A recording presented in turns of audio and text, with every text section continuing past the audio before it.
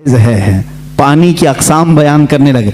ये एग्रीकल्चर या एग्री जो कॉलेज हैं एग्रीकल्चर, वहाँ पर पानी के अक़साम वगैरह बयान किए जाते हैं।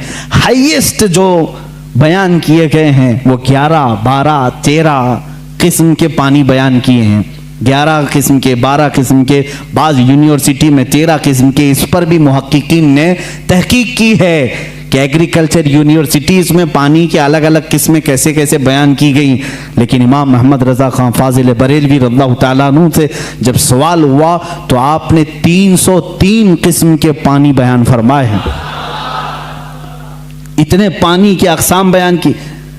आला हज़रत रज़ियल्लाहु ताला अन्हु जिस इल्म पर उंगली कलम उठाए हैं उसका हक अदा कर दिया है, उसका हक अदा किया है।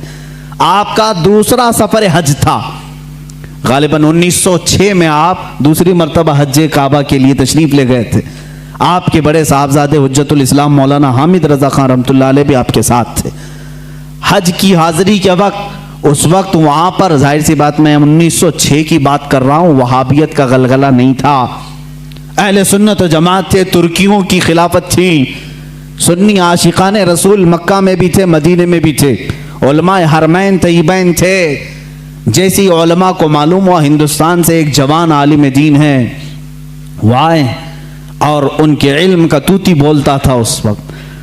तो उस वक्त वहाबियों के शुरू के फितने निकले थे और इल्म गैब रसूल पर लोग सवाल कर रहे थे। मौलाना सैयद इस्माइल रहमतुल्लाह ताला मक्का मुकर्रमा के जलीलुल कद्र आलिम दीन है, सैयद इस्माइल मक्की रहमतुल्लाह अलैह, वहाँ पर मौजूद बड़े बड़े मशाइख हैं। जब मौलाना सैयद इस्माइल मक्की रहमतुल्लाह ताला अलैह को खबर हुई तो एक दिन आला हज़रत रज़ियल्लाहु ताला अन्हु मक्का मुकर्रमा में तवाफ़े खाना काबा के बाद आप मकतबतुल हरम, मस्जिद हरम में जो मकतबा था, किताबें रखी जाती थी, लाइब्रेरी, वहाँ जा रहे। ये पीछे से आए, उन्होंने देखा, आला हज़रत रज़ियल्लाहु ताला अन्हु को देखा और उसके बाद मुलाकात हुई, गुफ्तगू हुई। मकतबे में जब गए तो वहाँ 4 उलमा और बैठे थे, सब किताबें खोले हुए बैठे थे। आला हज़रत से उन लोगों ने अरबी में सवाल किया कि शरीफ मक्का गवर्नर, जो मक्का के गवर्नर हैं, इनका जहन खरीदने के लिए कुछ वहाबी उलमा इल्म गैब पर सवालात कर रहे हैं, हमारे पास 5 सवाल आए हैं, आप देख लें। चिट्ठी ली आला हज़रत ने और उसके बाद फरमाया कि ठीक है, मैं इसका जवाब लिख देता हूँ, मैं आपको लिखवा देता हूँ। उन उलमा ने कहा हमको इतना जल्दी नहीं चाहिए, इतना मुफस्सल चाहिए, इतना तफसीली चाहिए कि वो उनमें से कोई जवाब ना दे सके। आला हज़रत रहमतुल्लाह ताला अलैह मकतबतुल हरम मक्का में उस वक्त मौजूद थे और उन्होंने टाइम सिर्फ 2 दिन का रखा था। उसी दिन आला हज़रत को बुखार आया, दूसरे दिन सख्त बुखार, और उस वक्त सुबह के वक्त शायद गालिबन 8 बजे या 7 बजे हरम मक्का में आप बैठे थे, उलमा मौजूद हैं बड़े बड़े। वहाँ पर मुफ्ती हनफिया भी थे, मुफ्ती शाफिया भी थे, मुफ्ती मालिकिया भी थे। ये चारों मज़ाहिब के मुफ्ती वहाँ पर होते थे, हर ज़माने में रहे हैं। ये बड़े बड़े अबकरी शख्सियात वहाँ थे। आला हज़रत रहमतुल्लाह ताला अलैह बुखार की हालत में लिखाना शुरू फरमाते हैं। हुज़ूर सल्लल्लाहु ताला अलैहि वसल्लम के इल्म गैब पर दलाइल लिखाना शुरू करते हैं।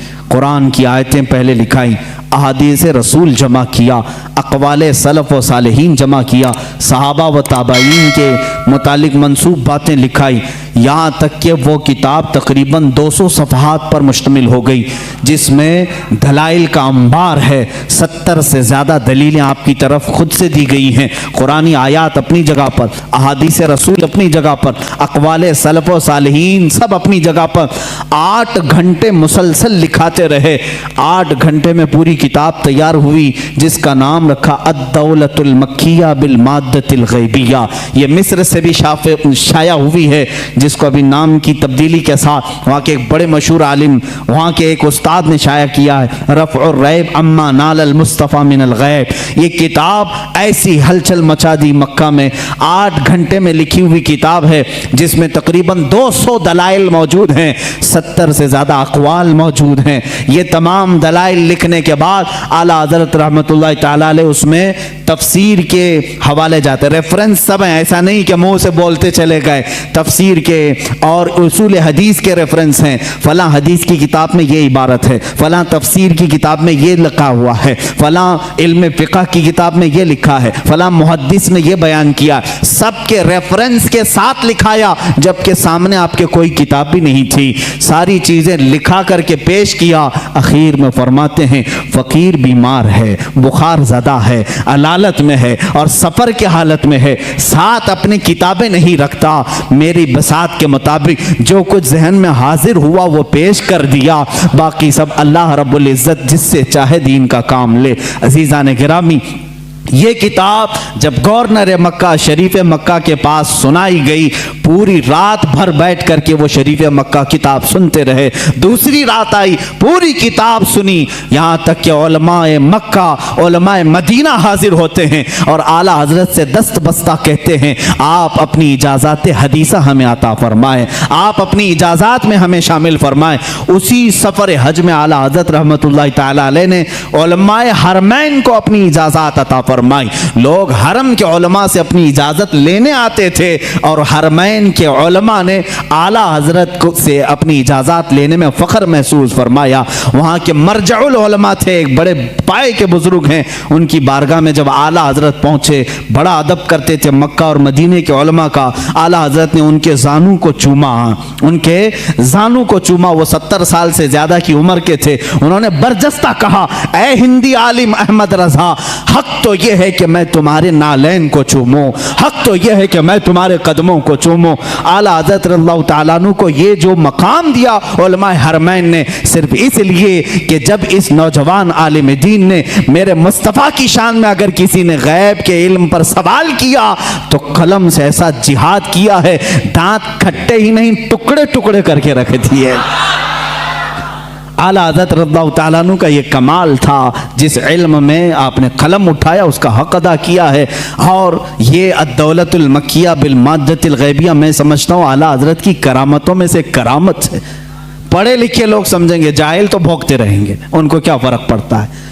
किताब का नाम भी पढ़ना नहीं आता तो किताब वाले को क्या समझेंगे। हाँ, किताब जो पढ़ेगा वो ज़रूर समझेगा कि इतनी सारी बातें लिखने वाला वो भी बगैर सामने किताब के मौजूद हुए, आखिर इतने सारे रेफरेंस कहाँ से देगा। मैं अगर आप अभी मुझसे कहेंगे फलां फलां चीज़ों का हवाला दो, मुझे किताब उठानी पड़ेगी, मैं बोलूँगा देख करके सफ़ा नंबर आपको बताऊँगा। लेकिन वो इमाम अहले सुन्नत ऐसे हैं कि आँखें बंद करके किताबों के हवाले तक बता दिया करते थे, रेफरेंस उसी वक्त लिखा भी दिया करते। और मिलाने वाले जब जा करके मिला के देखते, एक सतर का भी फर्क नहीं आता था, एक सफ़े का भी फर्क नहीं आता था। इमाम अहले सुन्नत फाजिल बरेलवी रहमतुल्लाह ताला अलैह, जो सबसे ज़्यादा उनकी किताबें हैं वो रद पर हैं। उसकी वजह भी है क्योंकि वो मुजद्दिद उस ज़माने के थे। उन्होंने नेचरियत का रद्द किया, वहाबियत का रद्द किया, नदवियत का रद्द किया, गैर मुक़ल्लिदियत का रद्द किया, कादियानियत का रद्द किया, राफ़िज़ियत का रद्द किया। ये वो सब फ़िरक़े थे जो उस वक्त अपने जरासीम फैला रहे थे अहले सुन्नत व जमात में। आला हज़रत रहमान अहमद रज़ा ख़ान फ़ाज़िल बरेलवी रहमतुल्लाह ताला अलैह ने इन सब के रद्द के साथ एक हसीन चेहरा इस्लाम का पेश किया है। मेरे अजीज़ों, क्या आप इस बात पर फ़ख्र नहीं करते कि औरों ने कहा होगा मोहम्मद अरबी सल्लल्लाहु ताला अलैहि वसल्लम को पीठ पीछे की खबर नहीं, औरों ने अगर लिखा होगा वो हमारे बड़े भाई की तरह होते हैं, बल्कि उम्मती अमल करते करते रसूल तक भी पहुंच सकता है। औरों ने पता नहीं क्या क्या कहा होगा, मगर मुझे इस बात पर फ़ख्र है इमाम इश्क व मोहब्बत ने हमें जो हमारे नबी की अजमत जो बिठाई है और बताई है वो इस शान से बताई है। कहा सरवर कहूँ कि मालिक व मौला कहूँ तुझे, बाग़े खलील का गुले ज़ैबा कहूँ तुझे, ए जाने जाम में जाने तजल्ला कहूँ तुझे, तेरे तो वस्फ़ ऐब तनाही से है बरी, हैरान हूँ मेरे शाह मैं क्या क्या कहूँ तुझे। लेकिन रज़ा ने ख़त्म सुखन इस पे कर दिया, खालिक का बंदा खल्क का आका कहूँ तुझे। अजमत रिसालत हमें आला हजरत ने इस तरह से बताई है। लोगों ने अगर ओछे हमले किए हैं तो मेरे अजीज़ों, इल्म गैब की बात कहते हो, आला हजरत ने तो सुन्नियों का यह अकीदा मजबूत किया। वो कहते हैं पीठ पीछे का इल्म नहीं, सुन्नियों तुम दबंग ऐलान यूं कहो, मेरे आका के इल्म की बात तो ये है, और कोई गैब क्या तुमसे निहा हो भला, जब न खुदा ही छुपा तुम पे करोड़ों दुरूद, सरे अर्श पर तेरी नजर, दिल फर्श पर तेरी नजर, सरे अर्श पर है तेरी गुजर, मलकूत मुल्क में नहीं कोई शय।